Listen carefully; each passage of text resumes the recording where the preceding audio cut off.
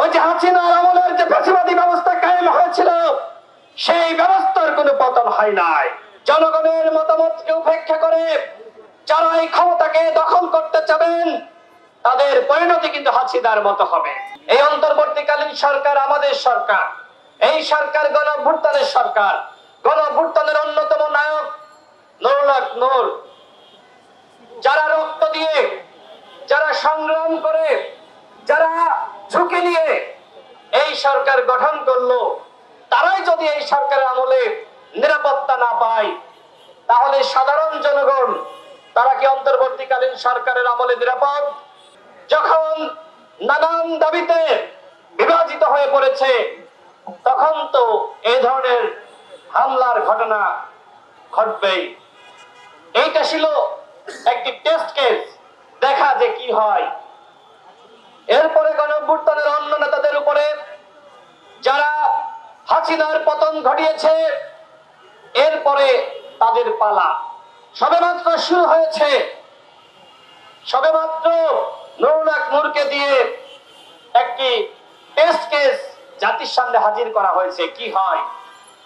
আমাদের স্পষ্ট কথা, আর যদি কারোর উপর হামলা করা হয়, আর যদি কাউকে রক্তাক্ত করা হয়, আর যদি এই গণঅভ্যুত্থানের আর কোন নায়ককে এইভাবে আইসিইউতে পাঠানো হয়, এদেশের জনগণ কিন্তু চুপ করে বসে থাকবে না। এক নুরুল হক নূরকে পাঠিয়েছেন, সারা বাংলাদেশে কিন্তু আন্দোলন শুরু হয়ে গেছে। এদেশের জনগণ ফখরুদ্দিন মঈনুদ্দিনকে মেনে নেয়নি, এদেশের জনগণ হাসিনাকে মেনে নেয়নি, এদেশের জনগণ ইয়াহিয়াকে মেনে নেয়নি। সুতরাং এদেশের জনগণ যারা আগামীতে আর একটি ১১ গঠন করার স্বপ্ন দেখছে, তাদেরকেও গ্রহণ করবে না। বরং আমি তাদের উদ্দেশ্যে বলতে চাই, জনগণের কাতারে আসুন, জনগণের পাশে থাকুন।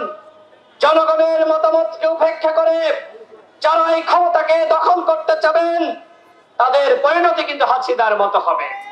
যে এই সরকার নিজেরাই নিরাপদ, এই সরকার নিজেরাই ঝুঁকির মধ্যে রয়েছে।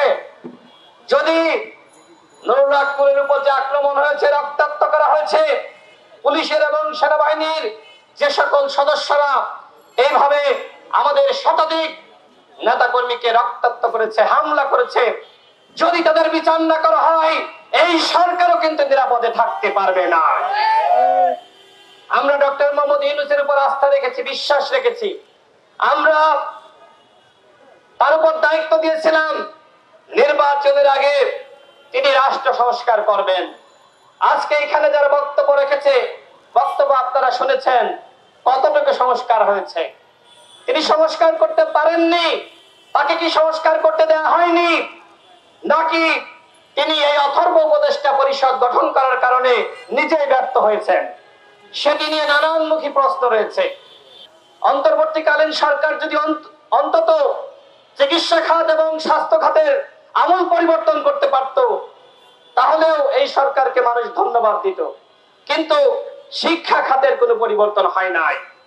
হ্যাঁ, ডাকসু হয়েছে, জাকসু হয়েছে, আগামীতে আরো অনেক কিছু হবে, কিন্তু আদৌ কি ছাত্র রাজনীতির গুণগত কোনো পরিবর্তন হয়েছে? পরিবর্তন হয় নাই। শিক্ষা ব্যবস্থার কোনো পরিবর্তন হয়েছে? পরিবর্তন হয় নাই। শিক্ষকদের কোনো পরিবর্তন হয়েছে? পরিবর্তন হয় নাই।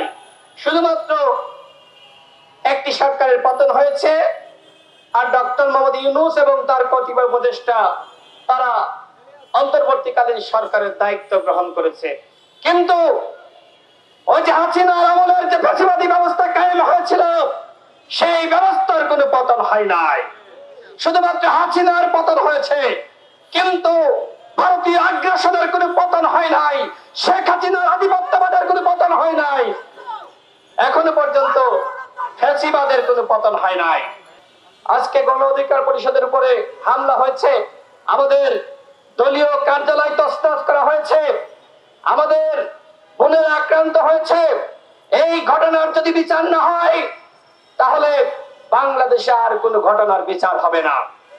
নুরুল হক নূরের উপর হামলা করে যদি কেউ পার পেয়ে যায়, আমাদেরকে রক্তাক্ত করে যদি কেউ মুক্তি পেয়ে যায়, তাহলে বাংলাদেশের জনগণ, হে বিপ্লবী জনতা, আপনারা শুনে রাখুন, এদেশে কখনোই আপনারা বিচার ব্যবস্থার উন্নয়ন ঘটাতে পারবেন না।